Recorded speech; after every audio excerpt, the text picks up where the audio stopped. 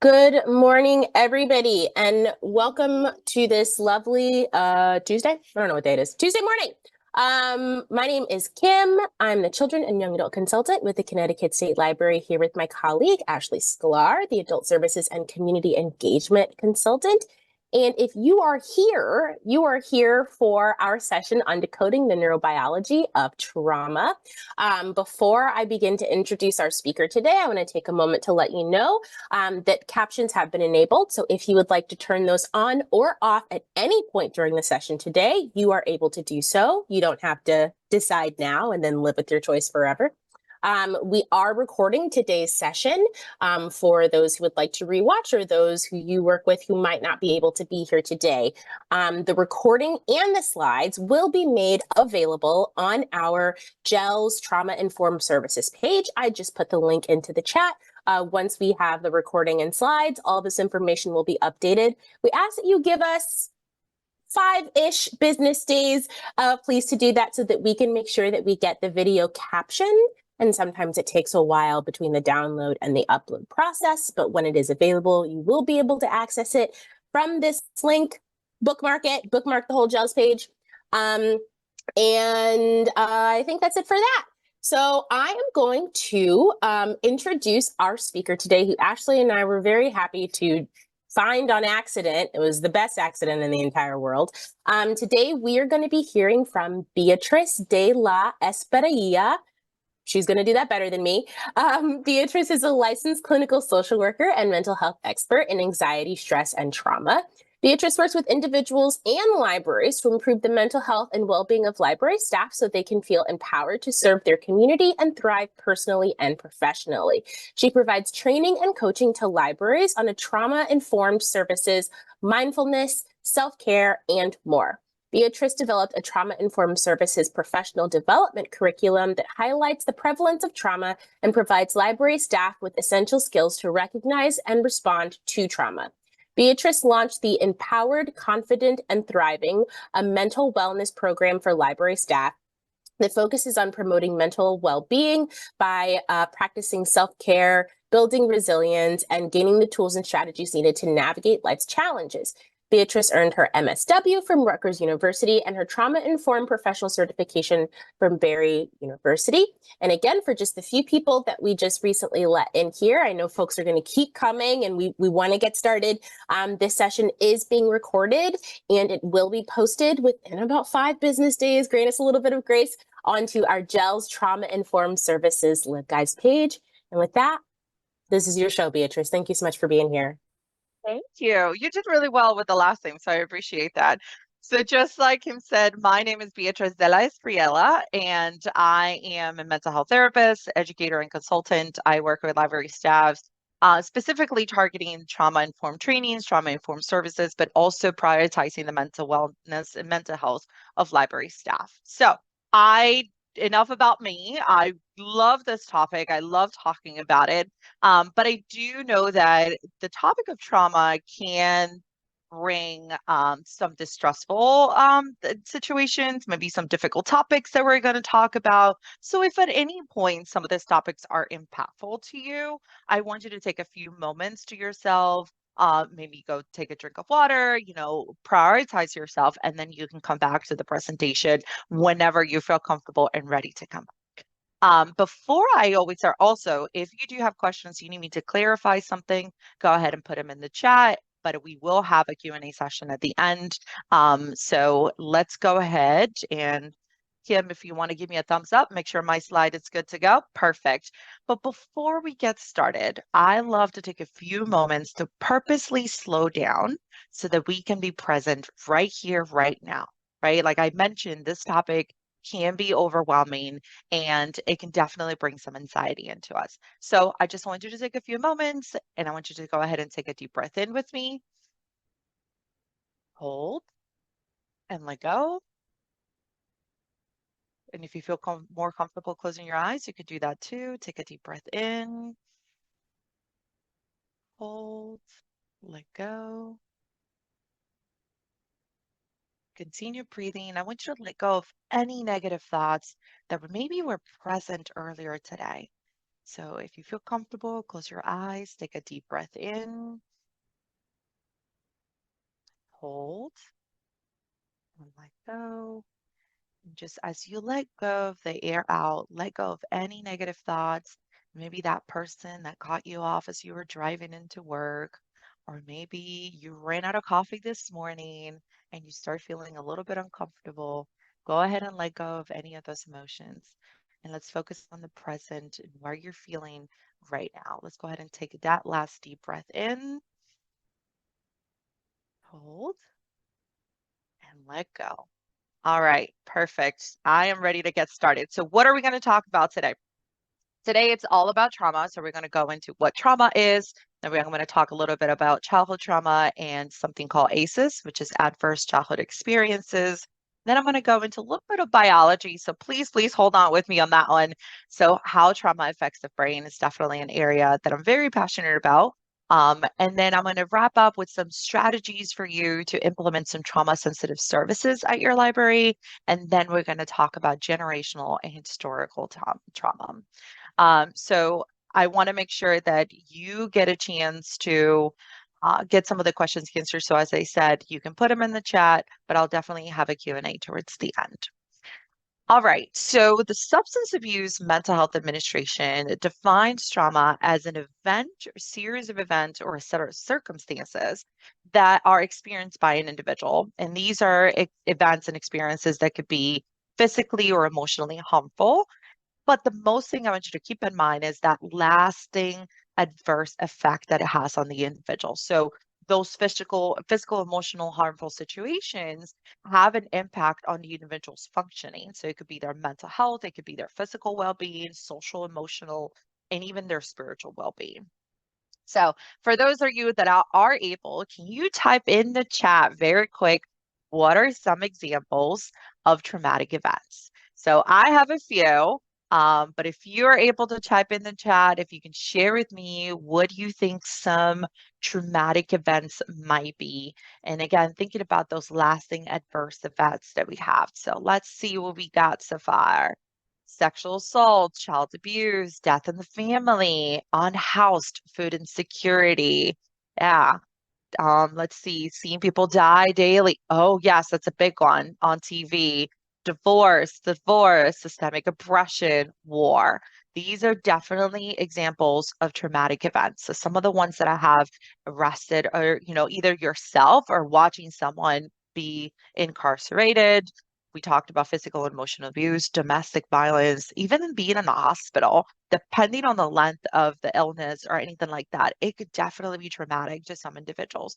Historical and trauma, war, deportation of a loved one. So I know there's a lot of immigration things that are happening in the world right now. So having someone be deported can definitely be a traumatic event for some, experiencing poverty, homelessness, and even natural disasters too.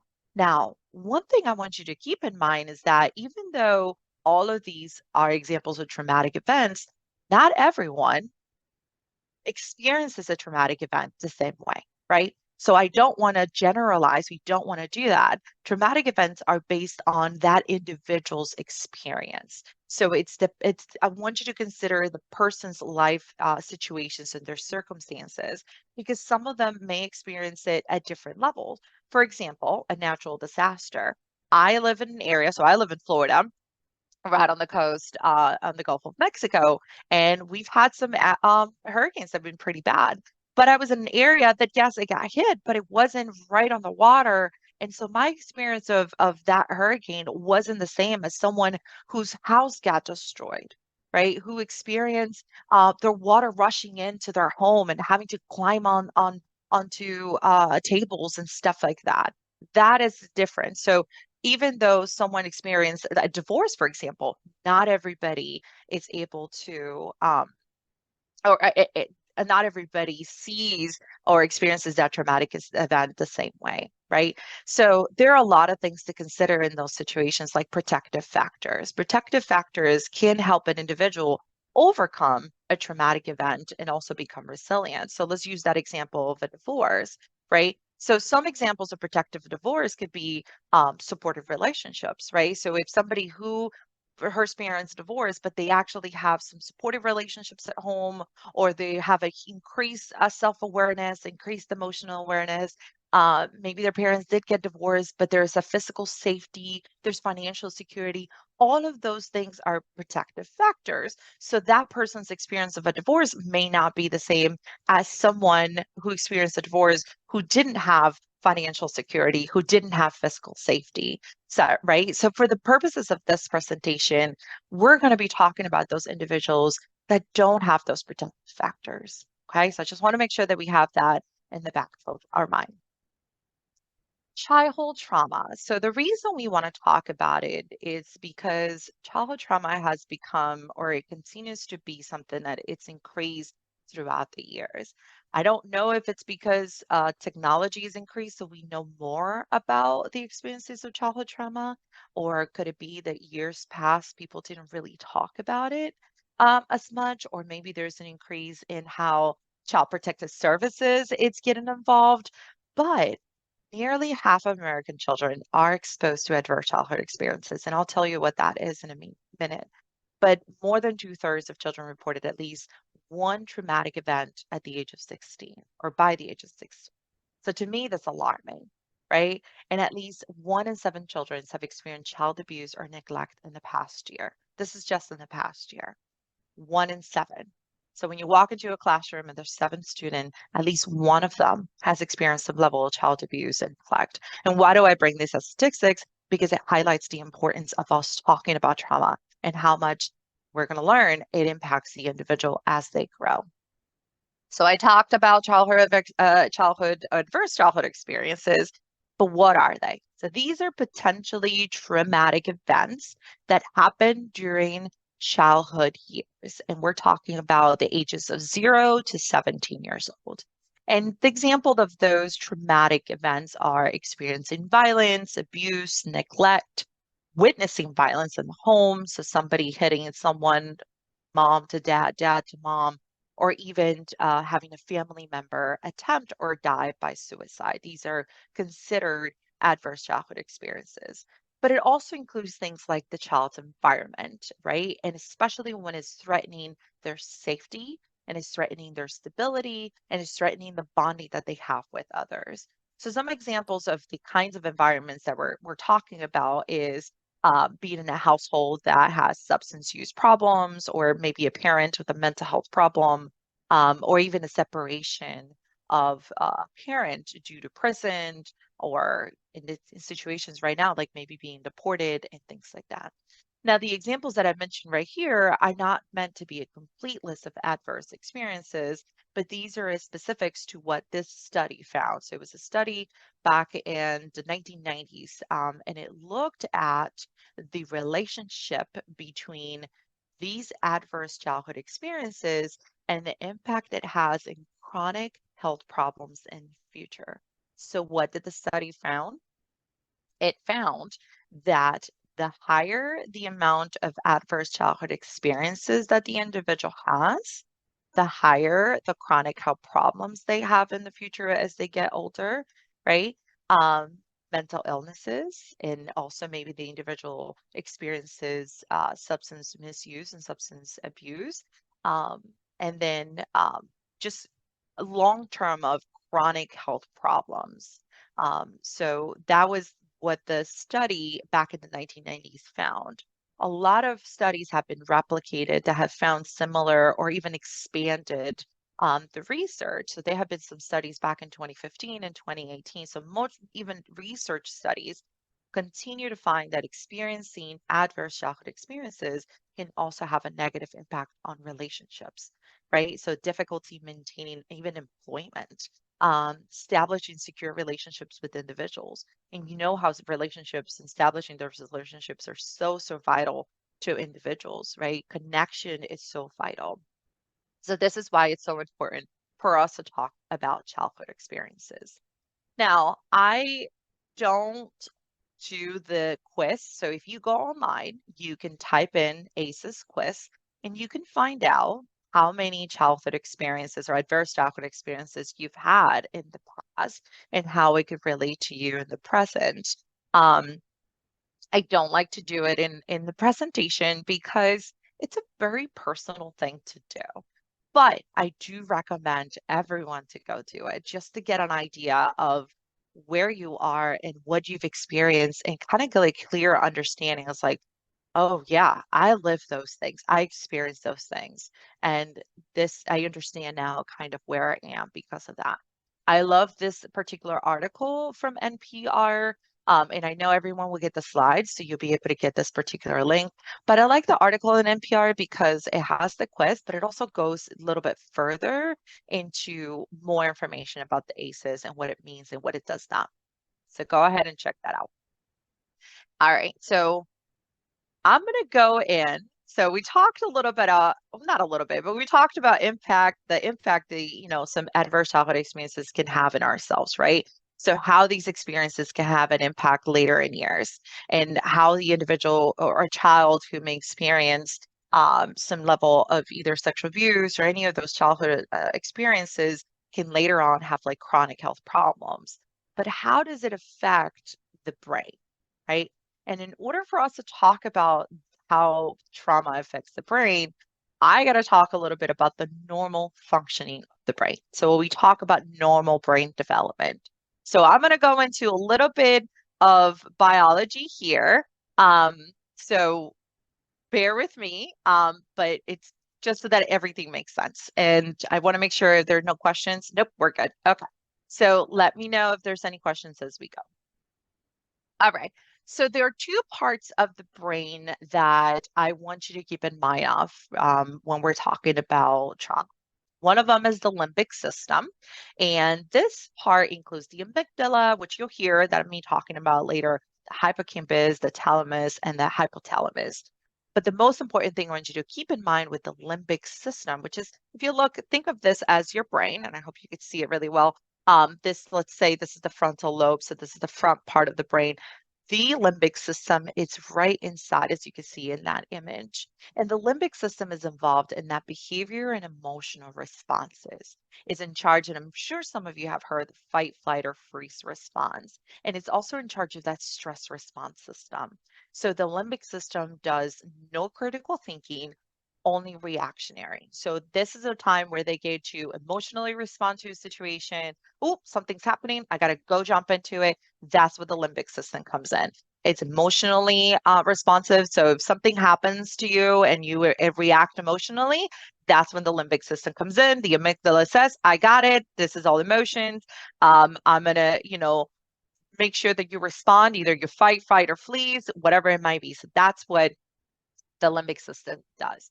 The brain scans for real or perceived threat or a situation, and the information goes very, very quick into the amygdala, into the hippocampus, into the limbic system, and then it just go ahead and gets you to respond.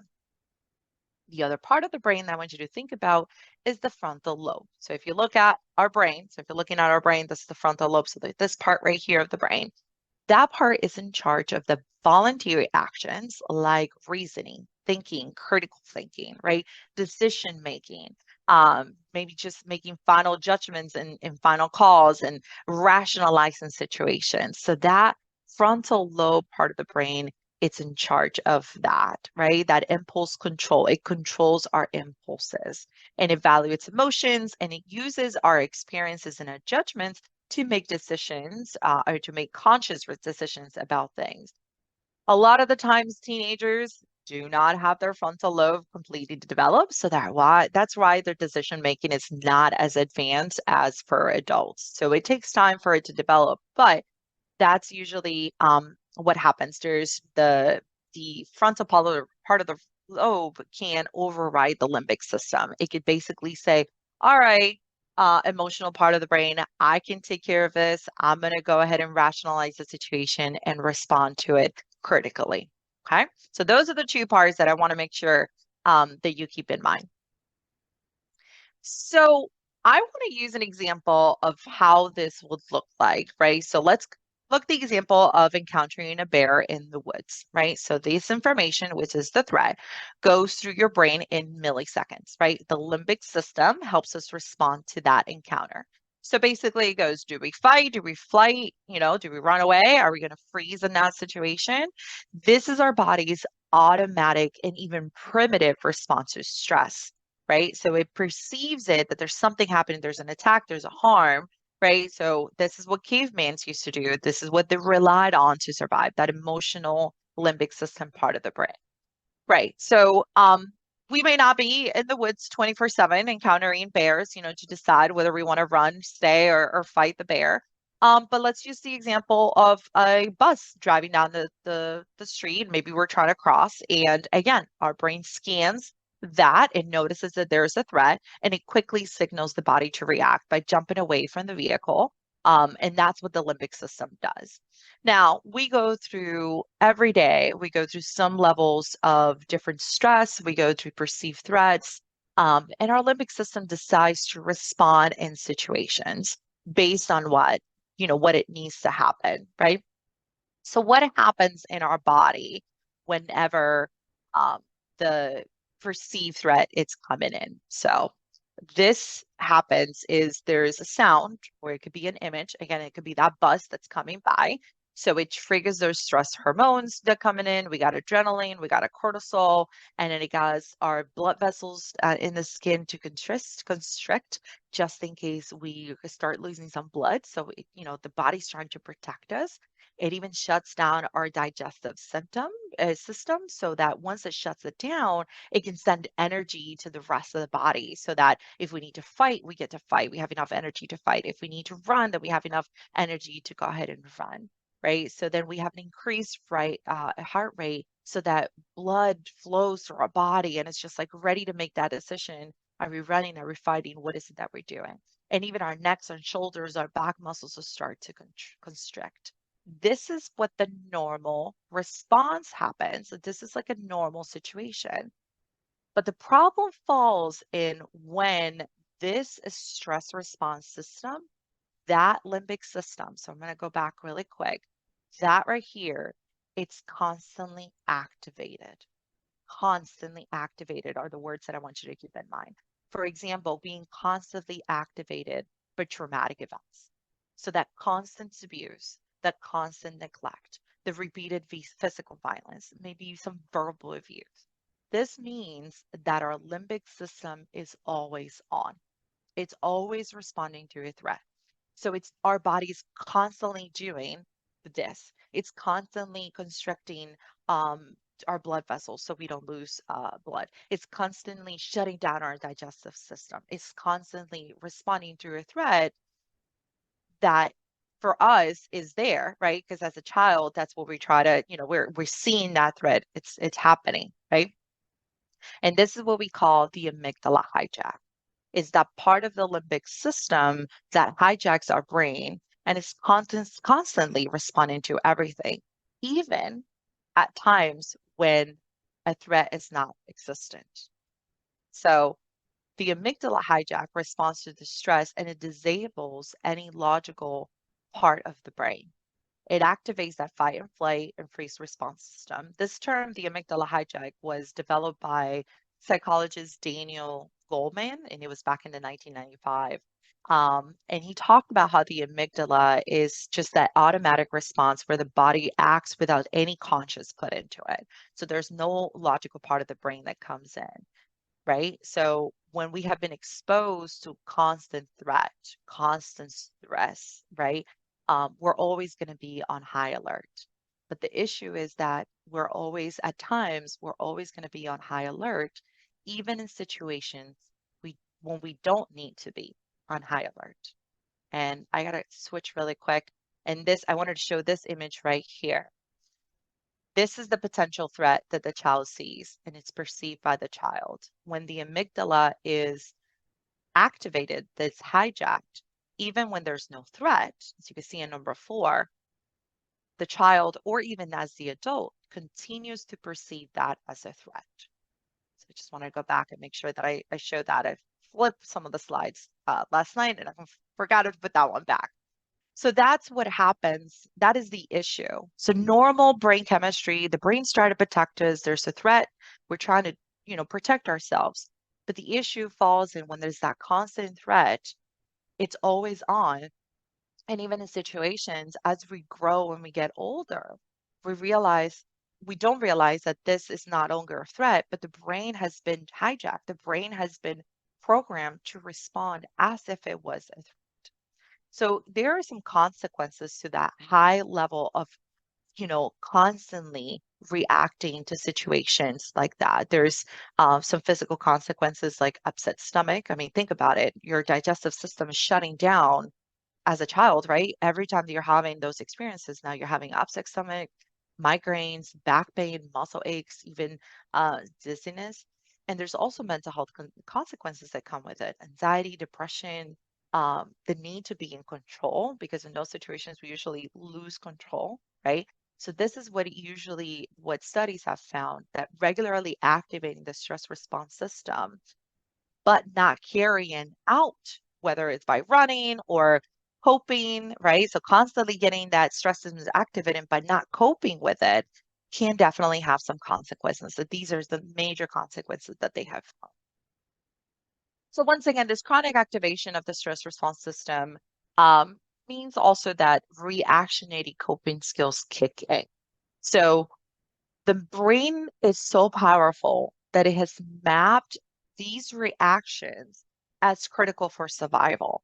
So even when an individual is not under threat, he or she may still perceive that situation as threatening. And then our brain will resource to those reactionary coping skills that we learn at a younger age when we were being experienced to that trauma. Because the brain is hijacked by the amygdala, our frontal lobe, the rational part of the brain, doesn't get to do its job and doesn't help us rationalize, or it doesn't help us react with reason. Here's some examples of reactionary coping skills. So we got yelling, crying, physically or verbally lashing out, shutting down emotionally. And I'm sure some of you have seen some of these reactionary coping skills with some of your patrons at times. And sometimes we start thinking, it's like, what is wrong with this person, right? I'm not saying that all of them have had a traumatic experience, but just like we learned earlier, trauma experience or traumatic experience being so prevalent in the childhood years, right? There is a chance that they actually, in fact, did experience trauma, and they're now perceiving that conversation that you had with them as a threat. Even though we all know that conversation is not a threat, they're perceiving it. Their brain is perceiving it as a threat because the emotional part of the brain is constantly on. So then they resource these reactionary emotions, um, respond, it's more with logical thinking, but reactionary coping skills, right? So unfortunately, these individuals do not have the right coping skills to deal with calming the amygdala, right? They don't have the coping skills to take back control of the brain, to slow down the reactionary coping skills, right? To slow down that limbic part of the system and allow the frontal lobe, the frontal part of the brain, do its thing and help us rationalize and say, well, this person is only trying to help me, or this person is only trying to do their job. This person's trying to follow their policies. They don't have the coping skills to do that. Okay. Any questions? I want to kind of run through just any questions anybody might have if they need me to explain anything specifically right now.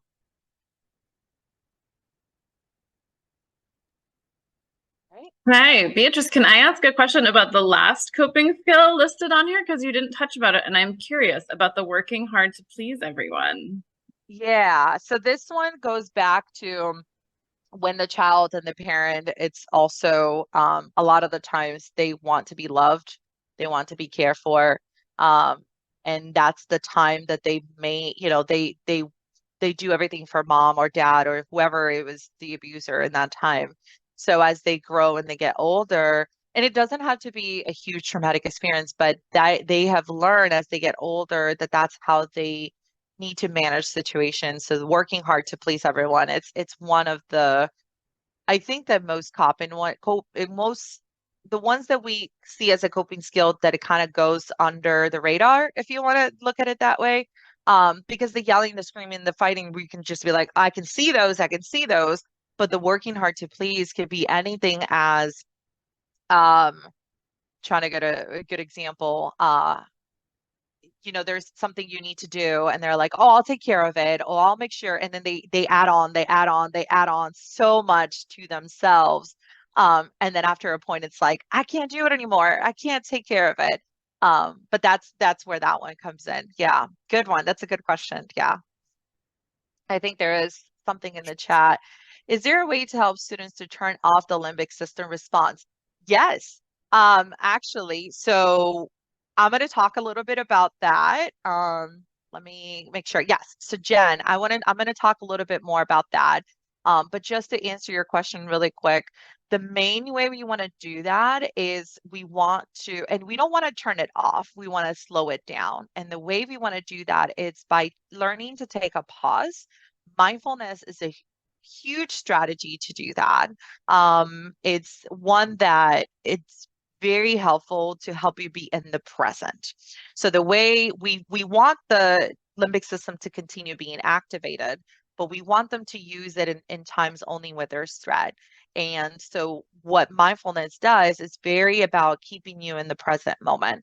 But just doing mindfulness like one day a week, a month, it's not going to be effective. And I'll tell you why in a few slides. Because we want to recreate or redo new pathways in the brain. And there's a way for that. So just stay tuned, Jen. Okay.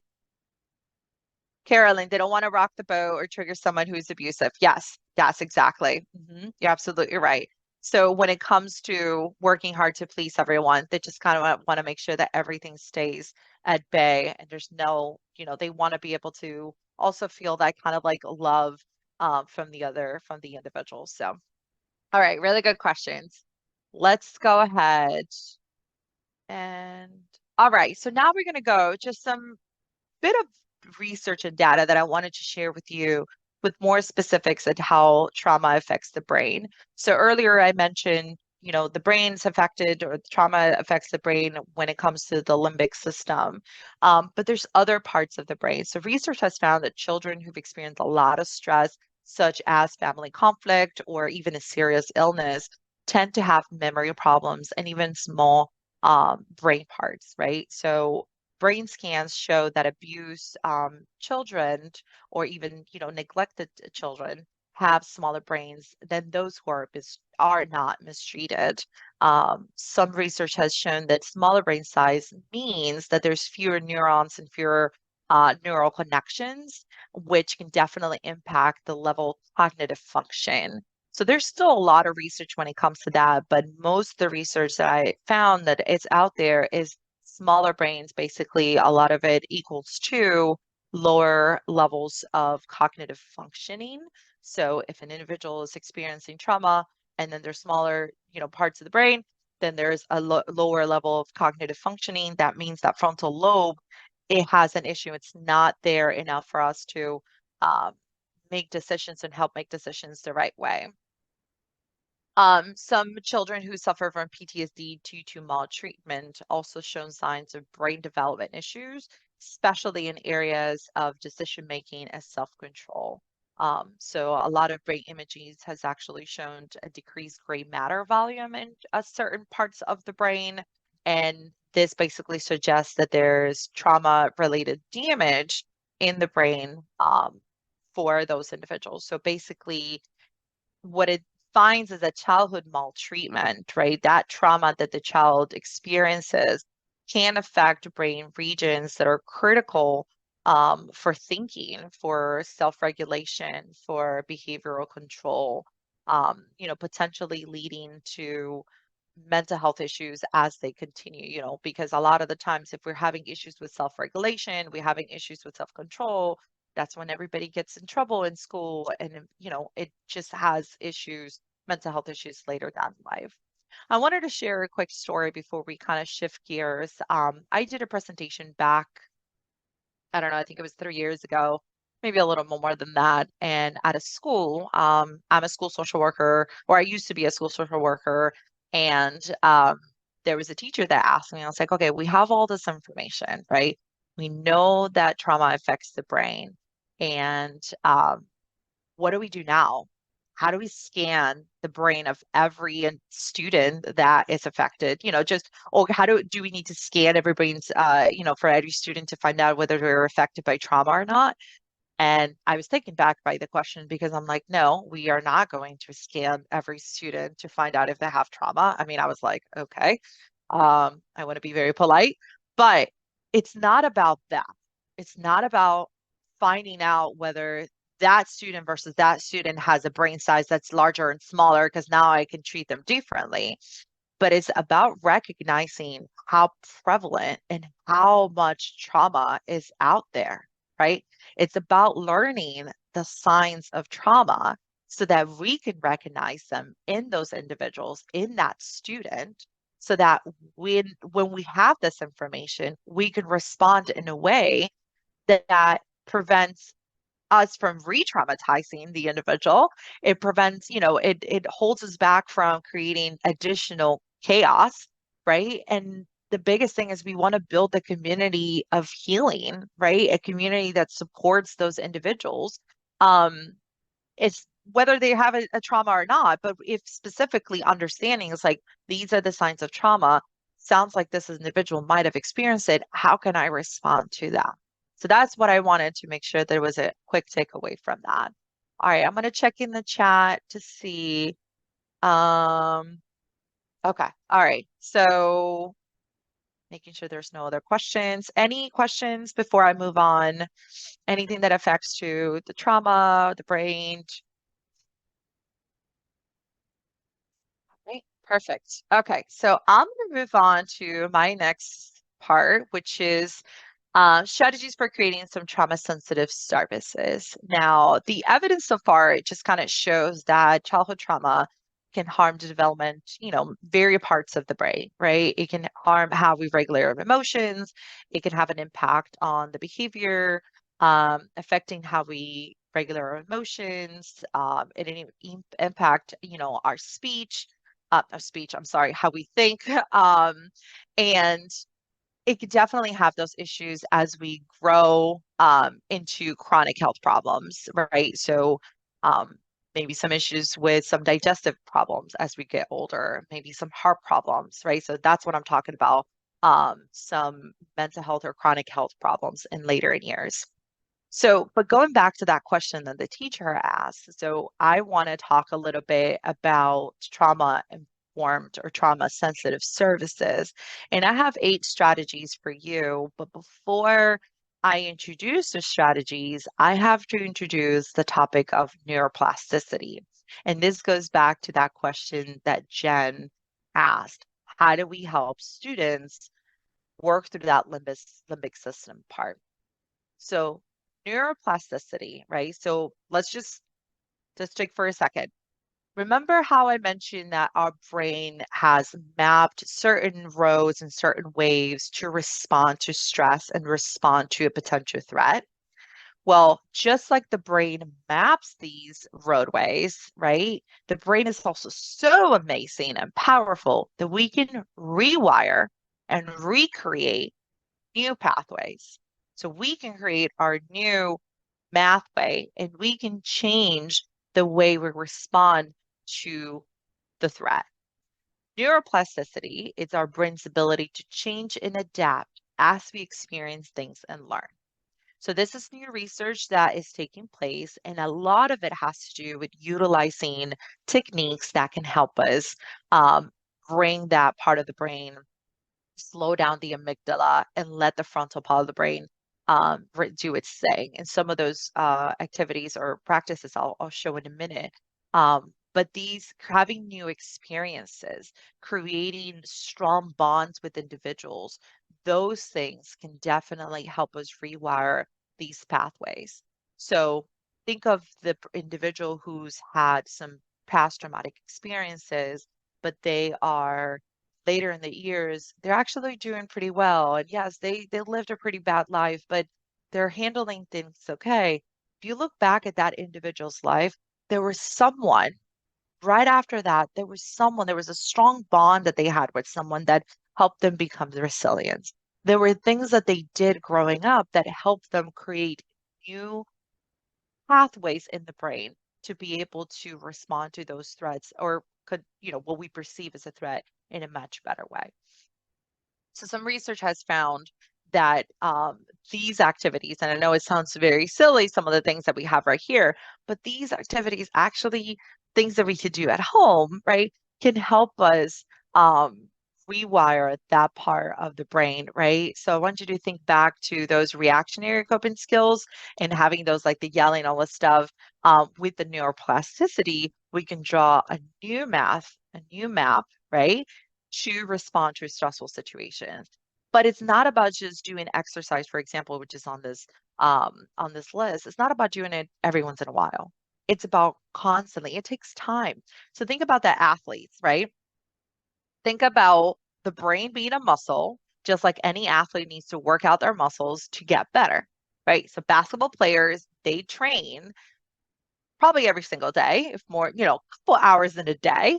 And they train their muscles, they train their body so they can be successful, so they can do great. Same thing goes with the brain. We need to train our brain to respond to situations in a really healthy way. And how do we do that? These are just a few examples. This is just a few examples, but there's so many of them. But for me, I'm going to share, and I don't think I have that one. No, I don't think I have it on my list. But my favorite one is journaling. It's somewhere in here, actually. There it is. I generally have a journal. Like I do. I'm not lying. I have a journal and I do it all the time. Because guess what? That's my way of coping. That's my way of dealing with situations. But it's something that I do constantly. So you as an individual, or even the students that you work with, or even the community, the partners, that the individuals that are coming into your library, they need to be practicing these things on a regular basis in order for them to create those new pathways in the brain.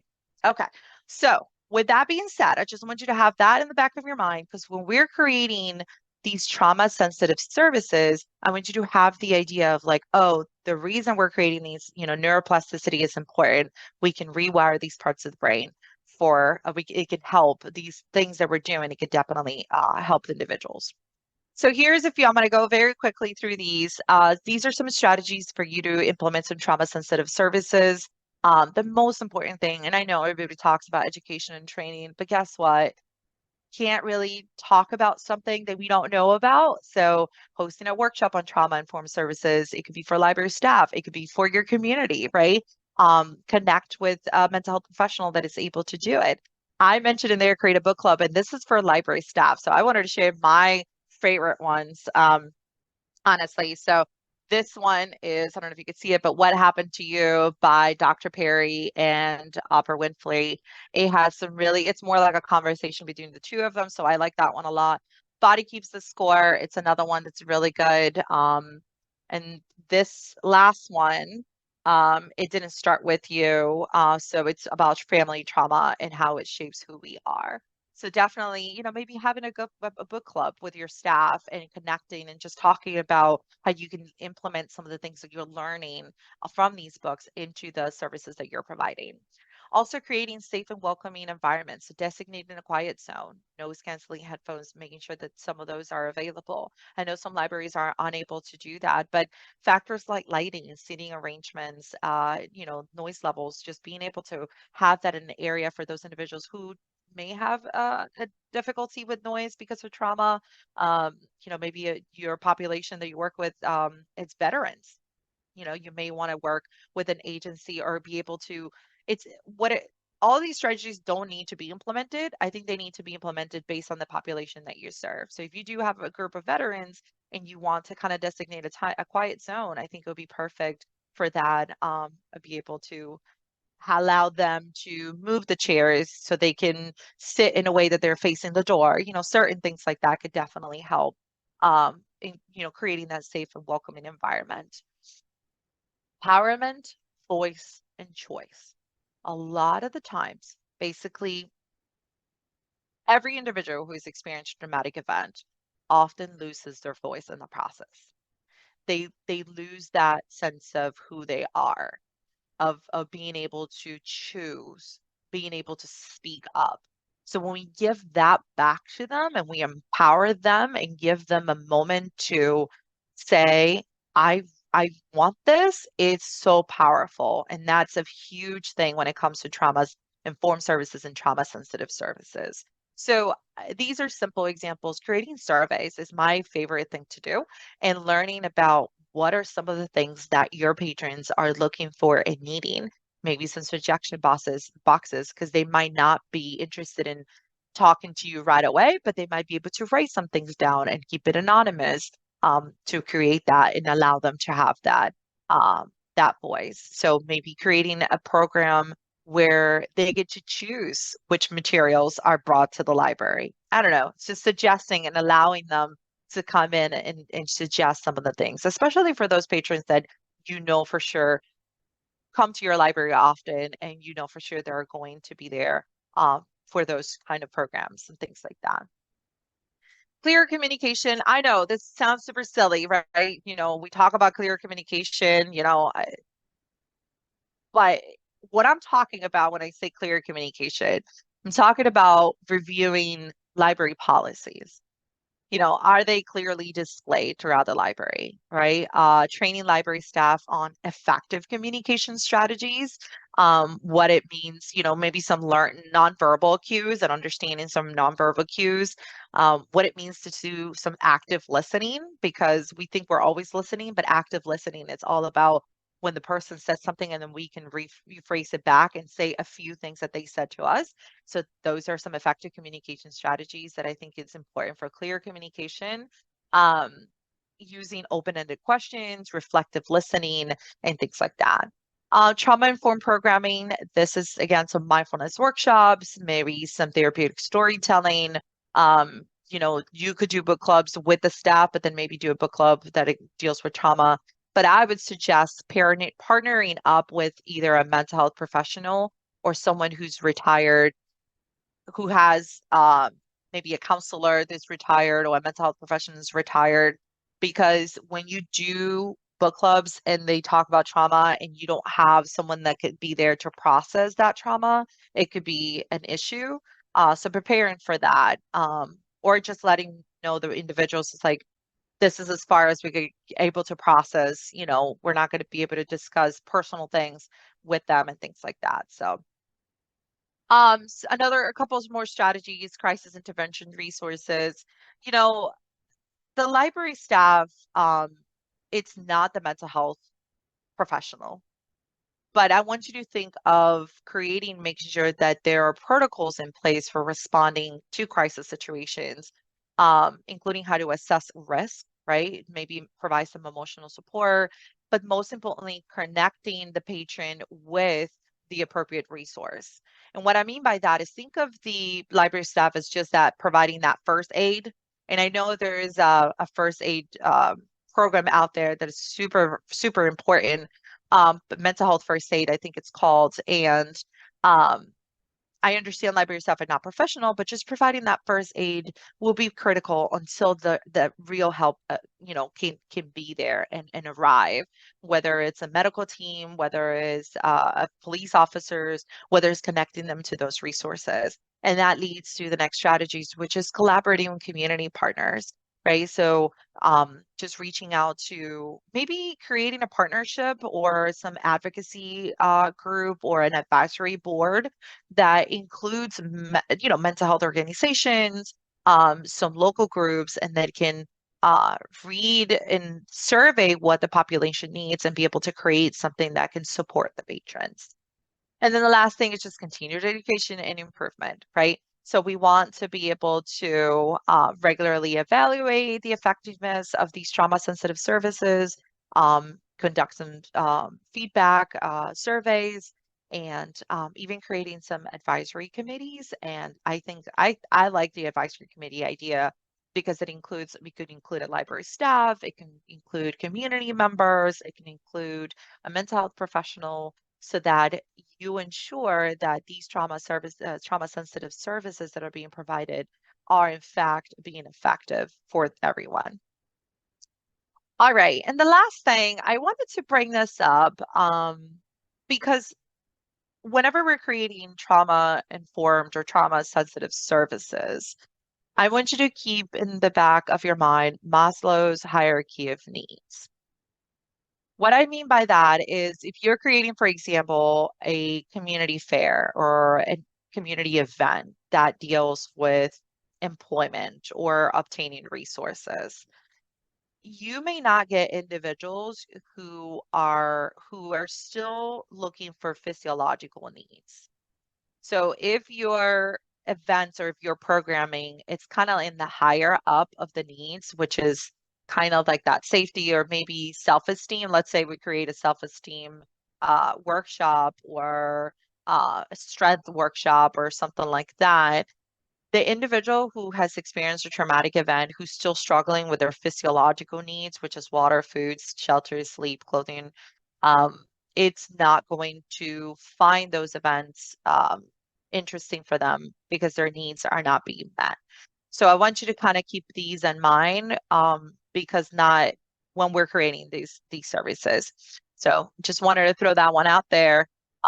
Because I know it's super valuable. Depending on the population that you want to serve, that's when you want to create the services. And then think back, is their physiological needs, are they being met? All right, any questions about that? So I want to go ahead and take a quick pause before we getting ready to wrap it up. So I wanted to check in with everyone.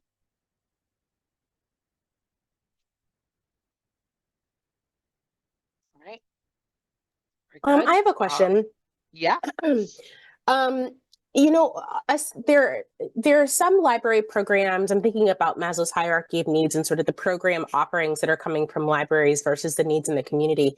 And also sort of thinking about what you said about some of those coping mechanisms like walking or journaling or things like that and how they need to be done consistently.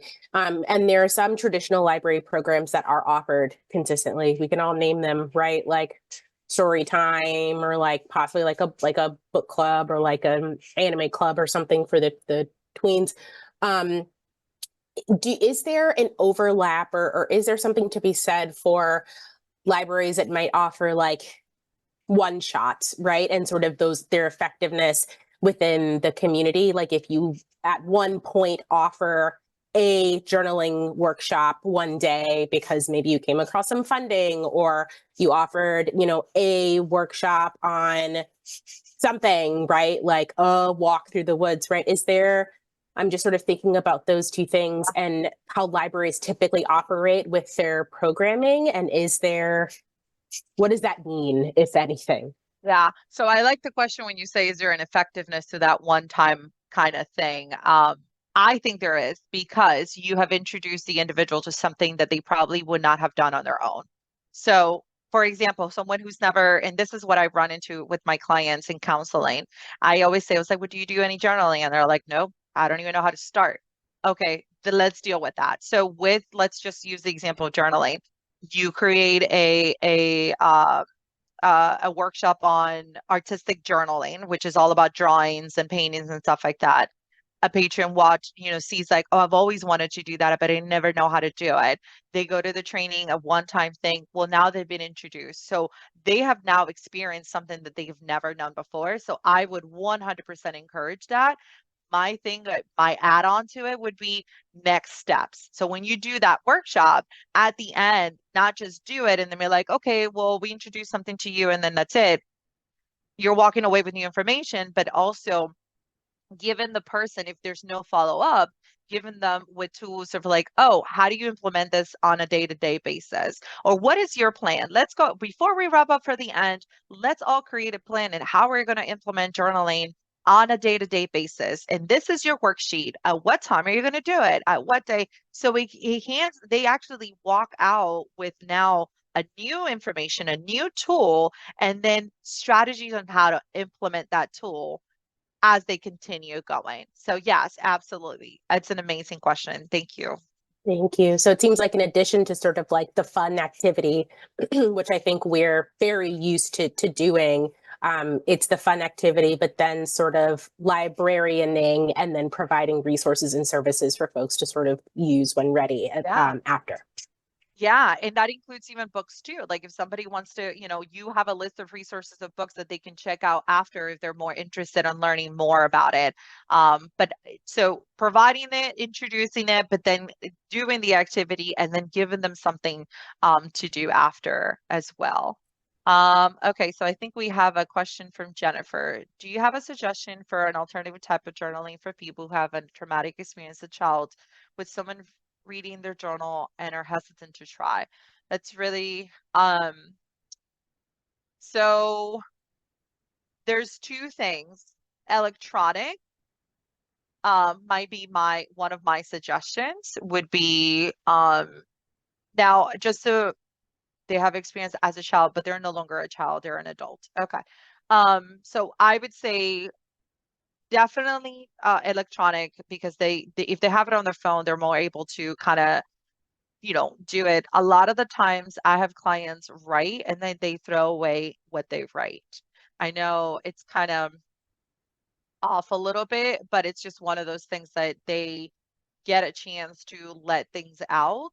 And until they're safe that nobody's going to read it, then they could just go ahead and just toss whatever it is. Drawings are actually a really good way of expressing our emotions without using words. And it's a very safe way to do so. I wish I had my drawing journal here with me, but that would be another way of doing that. And then they can write and then process on the side. And whatever they write, they can just toss out. So that would be my recommendation. Art journaling. Yeah. Collage. Yeah. No words, feelings through arts. That's exactly what I was going to recommend. So anyone else, any other questions?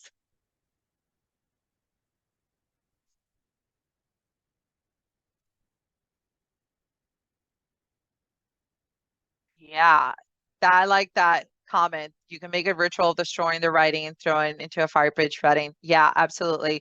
I had a client who needed to process saying some things to mom who had passed away, and she actually wrote everything out and made a boat. Um, like I don't know, some stuff, and she put out the things that she wrote, she shredded them, she put on the boat, she lit the boat on fire. She lived by the water and she kind of let it go a little bit. So that was like her way, and she had a connection to water growing up, so that was her way of letting really go of situations. So great, that was a great suggestion. All right, let's go ahead and keep going because we're almost there. Hold on with me, right? The thing with trauma is that it's not just, so we found that it's not just the individual that is experiencing it, right? That is being impacted. Trauma is not only affecting that person, it's not only affecting their behavior, it's not only affecting their physical health, their mental health, their brain, but it's also affecting generations and generations after. Generational trauma is the transferring of trauma from one generation to the other, right? And the historical trauma is the collective experience or collective traumatic experience by a specific group of people. And it could be specific historical events where we're talking about slavery, we're talking about genocide, forced displacement, war, what's happening right now. Throughout the world, it's definitely historical trauma, like things that are through generations we're going to feel.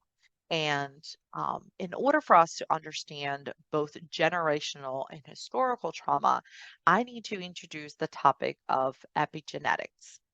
Epigenetics is the study of how behaviors, so our behavior in our environment, can cause a change that affect the way our genes work, right? So researchers have found that the chromosomal DNA that we receive from our parents, which is, the color of our hair or our eyes, skin, all of the physical things that we get from our parents, is less than 2% of the total of our DNA. And that other percentage, it's called what they call non-coding DNA. And that DNA is affected by environmental stressors. And we're talking about like toxins, inadequate nutrition, or even stressful and traumatic situations. So this non-coding DNA basically it's helping us. So it's changing who we are in the womb. It's helping us prepare for life out of the womb. So that individual who is experiencing war, our gene, that known coding gene, it's kind of shaping things how things are for us, and it's kind of preparing us for life out of the womb, thinking that we're still going to be at war, and that's what it's trying to help us cope with the trauma that our parents are experiencing. So think about it again, as I said, a child of a parent who lived in a war zone. May inherit the impulse to recoil, right, in response to a sudden, like loud noise. Now, if that child's no longer in a war zone environment, the constant startled response, it's no longer needed, right? Especially when there's no danger, then it becomes an issue because then they're always at a high reactive state. And we talked about what happens when we're constantly in a high reactive state. There's all of these physical and mental consequences that can happen. They could be stress disorders, they could be, disease later in life. Some other research has, Beatrice, I'm sorry to yes, jump of in. We course. just had a hearing question. Did you say less than 2% of the genes are come from the parents? 2%. So yes, so 2% goes, less than 2% of the total DNA. That's what my research found. Yeah. Thank you. Okay. All right. Perfect. So let me go right there. So some research has found that women who were in their second or third trimester, either near or at the World Trade Center, so this is when 9/11 happened, when the attacks happened, and they had children who those children ended up having low cortisol levels. And cortisol is our body's alarm system, right? So when the cortisol levels are compromised, our ability to regulate our emotions and our ability to manage the stress is also compromised. So this right here, it's what we're seeing as our genes being affected by the impact that the individual, the child's in the womb, so they themselves are not experiencing it, their parent is, but there's a huge impact on what they receive based on that, and then it shows them, we could see that when they're born, there's definitely that impact. There was a research study in 2015 that found that Jews who experienced trauma during the Holocaust and their children had similar, like the parents and the child had similar genetic patterns with same genetic tags on the same parts of the gene. So basically, what the parent experienced, then the child had a similar gene that was created based on that traumatic experience that they had.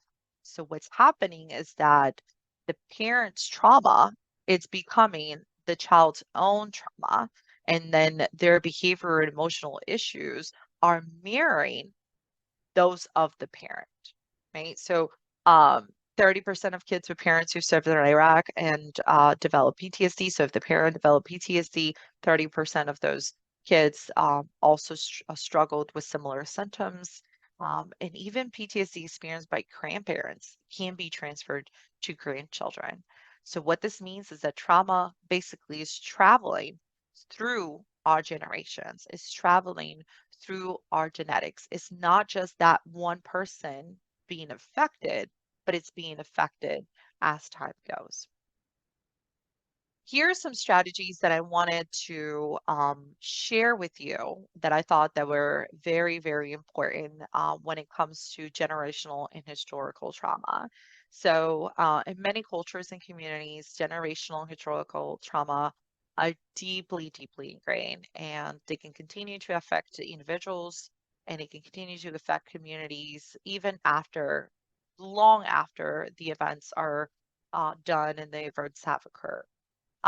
So these events can definitely shape the person's their identity, um, their relationships. They can affect their belief system, their connections with everyone. It can affect their well-being.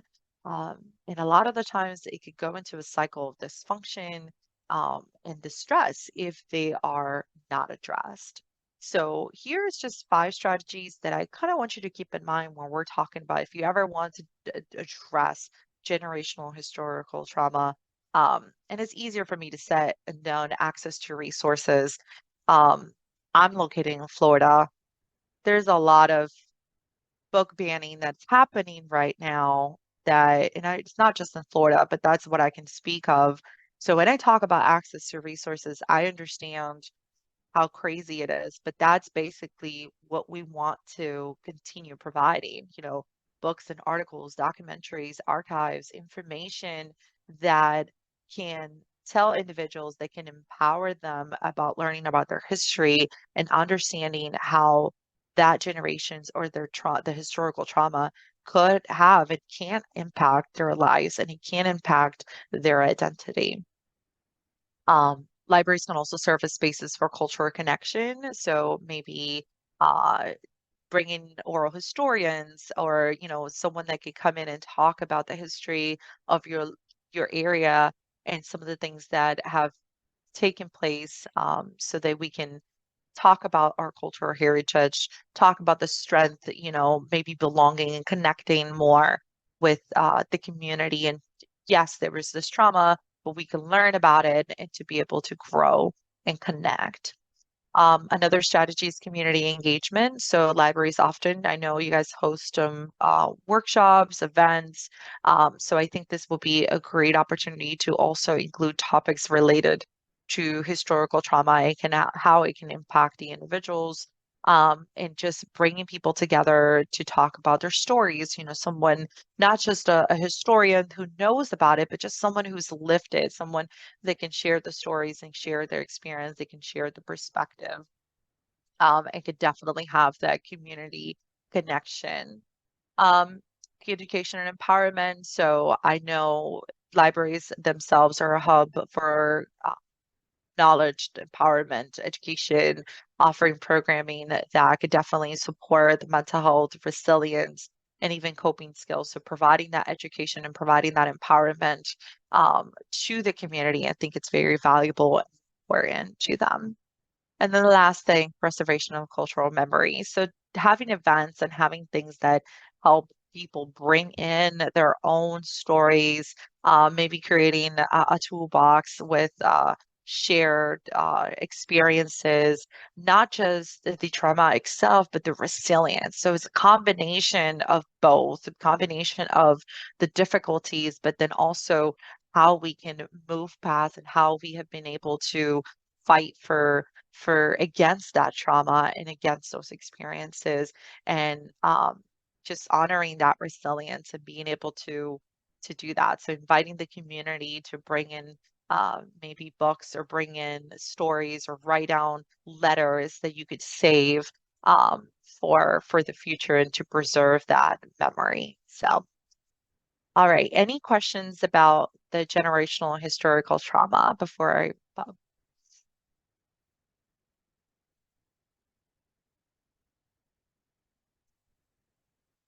all right. So understanding how trauma affects the brain, how it affects the individual, how it can be transferred through generations, can help us dismantle a lot of misconceptions about, mental illnesses.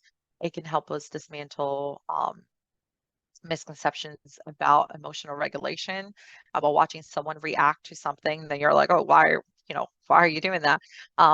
It can help us dismantle misconceptions about someone's behavior, their personality, and even help us understand someone's coping mechanisms. If somebody's using substance uses as a coping mechanism, now we can understand. It's like, okay, well, there's probably more behind just the use of substances.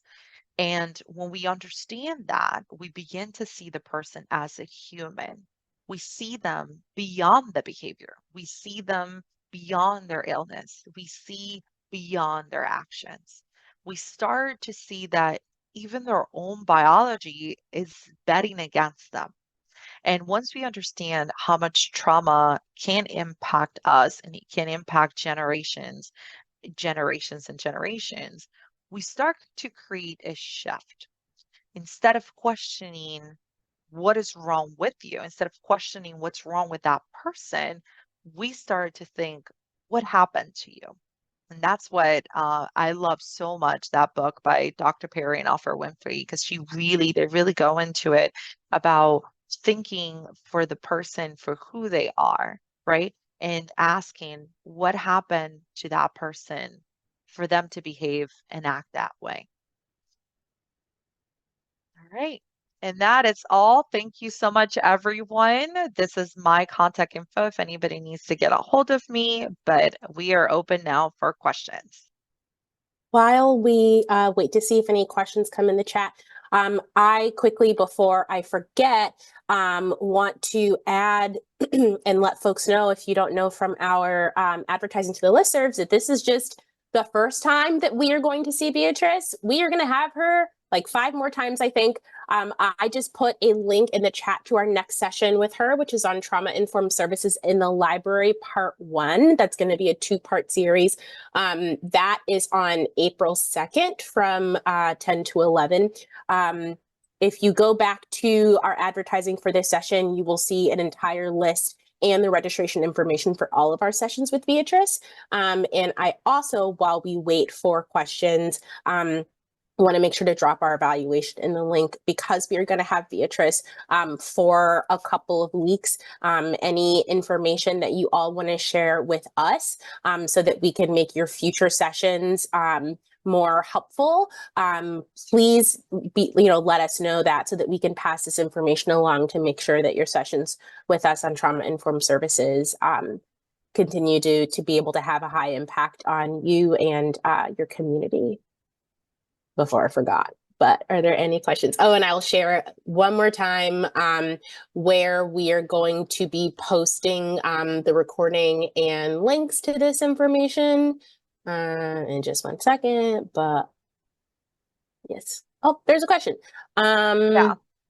For the adults who did not experience childhood trauma, how do acute and chronic traumas experiences as adults impact the brain? And then would those impact how we support our patrons and colleagues who experienced that as opposed to supporting those with childhood traumas? Yeah, so the specifics of how it impacts the brains of that adult, I don't have that specific research, so I don't want you to quote me on as an adult, because my experience is usually trauma as a child. But then for the second question is, would those impact how we support our patrons who have experienced this, as opposed to, I think so, regardless of whether, the way I see it, regardless of whether they experience it as a child or as an adult, the responses should still be, the way we treat them, it should still be the same. So process it, be able to, the active listening, the understanding, effective communication, understanding. And I think if we look at it as, and this is what trauma-informed services is all about, with the training that's coming in next time, when we understand how prevalent trauma is, regardless of whether it happened in childhood years or it happens as an adult, we still provide the services the same way, which is with that empowerment, which safety in mind. And that's, again, without giving away the next presentation, safety, empowerment, choice, empathy, all of those things, we still want to do the same when it comes to whether it was as a child or as an adult that it happened. And some of the behaviors, you might still see the similar situations. So as a child, when it comes to the behaviors, the shutting down, as an adult, they might shut down, or they might yell. And if they experience trauma as an adult, like let's say sexual abuse when they were older, for example, they may be one of those situations they just want to kind of shut down and not be able to ruffle the feathers because of what happened to them. Or I have a client who experienced sexual abuse as they were older, and her thing is lashing out. And but it's the same thing. So a cue, again, they receive a cue, and that they read that cue, and then they respond based on that. So for me, it's the same situation whether it happened as an adult or as a child. But the data specifically, how it impacts the brain, yeah, I'm sorry, I don't have that. So She didn't realize that you, okay. So Kim, can I read that? I also think that sometimes you don't realize that you did experience trauma as a child until you are an adult, and that is the biggest thing. So again, trauma doesn't have to be this negligence, abuse, like what we see on the news. It's what a lot of people think of childhood trauma, but it could be parent not being constantly working, for example, and not caring too much, and leaving the child for long periods of time and not providing love, like all of those things could definitely have an impact. So good question. Thank you. Any other questions? Poverty has been shown to be a substantial cause of childhood trauma. Yeah, poverty and alcohol use are specifically, so Winsor, just to make sure, you're specifically asking if poverty will be touched on the next webinar when it comes to that. I can definitely touch more about that. So the next one, it's all about providing trauma-informed services, so very specific, but I could definitely bring some information on that. Thank you for that. Any other questions?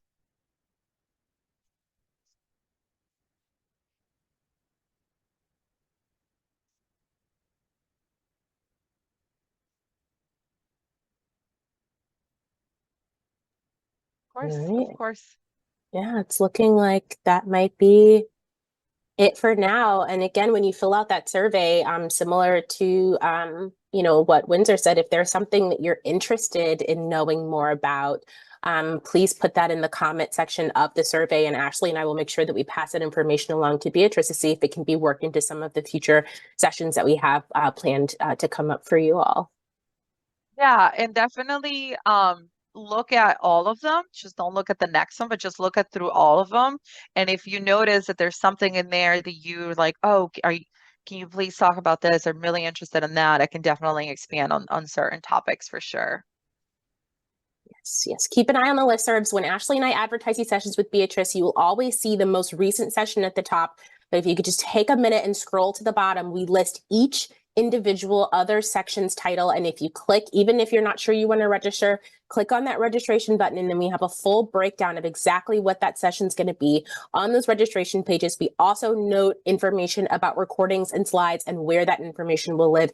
That is now permanently a part of our process when we're putting information on the registration page in our calendar, as well as the information that we are sharing on the listserv. So everything should be there. Of course, if there are any clarifying questions, reach out to us, but we're trying to make sure we give you everything that you need to know in one spot. And newsletters. Goodness, we don't send out too many. Just take, it's all in there. Bookmark it. But okay, it looks like everyone is satisfied. No questions for today. So thank you, everyone, and have a good rest of your week. And we hope to see some of you in 2 weeks and in future sessions. Hi, everyone.